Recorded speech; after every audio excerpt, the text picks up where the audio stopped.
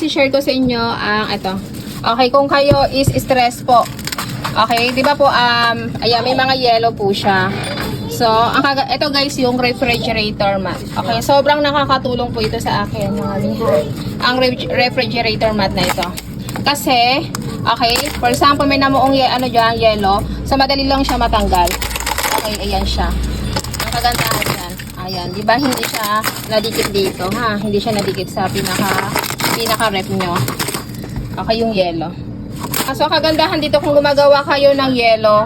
Okay? So, hindi po ang didikit yung yellow dito sa pinaka-ref po natin, ha? Okay? Kasi minsan, nadikit yung yellow, nahirapan kayo kumuha. So, hindi stress.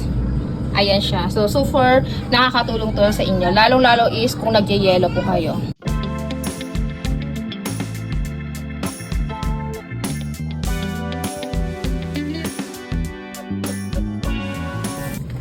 So, ang kagandahan pa dito po mga sisi, ha, madali siya mag-stand. Hindi po siya natutumba. Ayan guys, ha, okay, so hindi po siya natumba. Ang kagandahan kapag kayo is meron kayong refrigerator mat. Sobra pong nakatulong sa akin to. At saka ang kagandahan po guys, napakamura lamang po niya. Okay, so daddy is, pag hindi ako nakalagay ng ganyan na nakatayo, okay, lagi siyang natutumba.